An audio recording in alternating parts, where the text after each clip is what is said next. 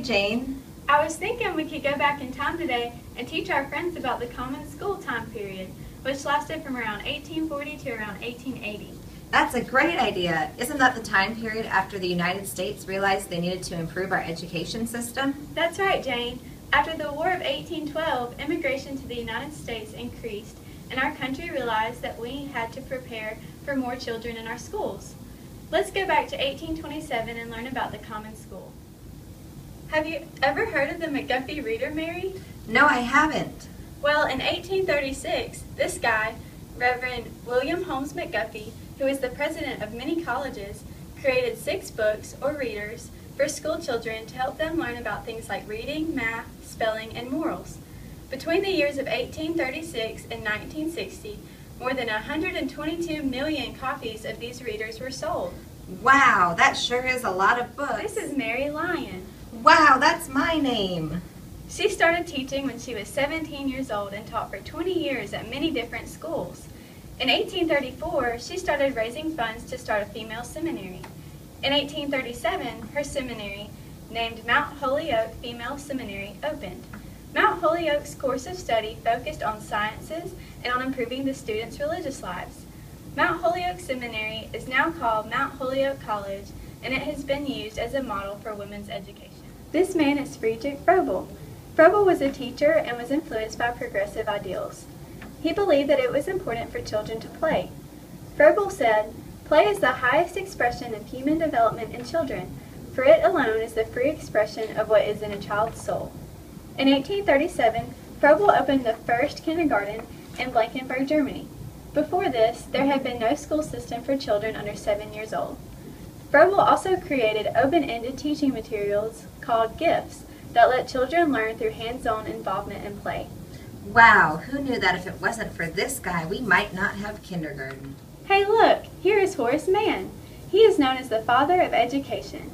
He served on the state legislature and state senate in Massachusetts, and later became the Secretary of Education in 1837. Social harmony was Mann's idea for education. He wanted all American children to be able to go to school, no matter if they were rich or poor. At this time in our history, public schools were in bad shape. They were only in practice 4 months a year, and not many students attended school. Horace Mann thought that without normal schools, which were schools that taught teachers, free schools would become more like charity schools and would die out. On July 3, 1839, 3 young women went to the first normal school in Massachusetts to learn how to become better teachers. Mann also convinced the Massachusetts legislature to establish a minimum school year of 6 months.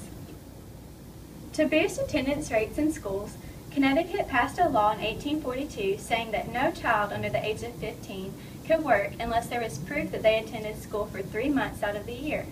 The children could also not work more than 10 hours. Later, in 1852, Massachusetts passed the Compulsory Attendance Act that said children ages 8 to 14 must attend school for 3 months of the year unless they had already learned all the subjects, were in poverty, or were mentally disabled. Have you ever wondered how Catholic schools started? Yes, I have. Well, from 1830 to 1850, over 1 million Catholics immigrated to the U.S. This led to a lot of discrimination from the Protestants, who wanted to force the Catholics to become more Protestant if they wanted an education. In fact, in 1854, the Supreme Court ruled that a child could be expelled for refusing to use the type of Bible the school used in the case of Donahoe versus Richards.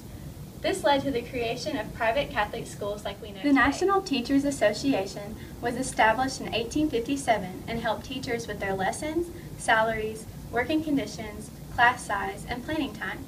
In the 20th century, it became a teacher's. Hey, Jane, what does this paper mean?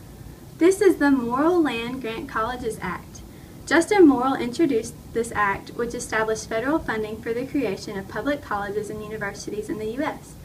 It gave 30,000 acres of land to each senator and representative to sell. They used this money for college education. The second Morrill Act was passed to address the separation of race and provide funding for black institutions. The act was passed by Congress and signed by President Lincoln in 1862. In 1858, the first high school in Kalamazoo, Michigan was opened. 15 years later, a case was brought to court to enforce taxes to help support the high school. In 1874, they decided to place taxes to help provide a free education to students. Hey Jane, what's this man's name? This is Booker T. Washington.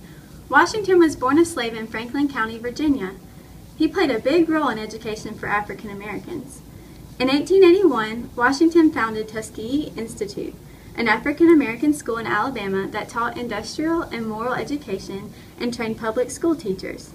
He also raised funds for thousands of small community schools and institutions to be created for African Americans across the South. Washington believed that with training, African Americans would become economically important and white society would open its doors to them. Here we have W.E.B. Du Bois. Du Bois also played a big role in African American education. But unlike Washington, Du Bois grew up free. Du Bois was the first African American to receive a Ph.D. from Harvard, and he founded the NAACP. Du Bois strongly believed that African Americans should educate themselves in the liberal tradition, just like whites. He called for the talented tenth of the African American population, which was the African Americans that were designated leaders of the race, to have a classical college education, just like white leaders had. Wow, Jane, I learned so much today about how our schools became what they are today. You know so much, Jane. I'm so glad I was able to teach you about the Common School period. Now you know more about our education system. Bye!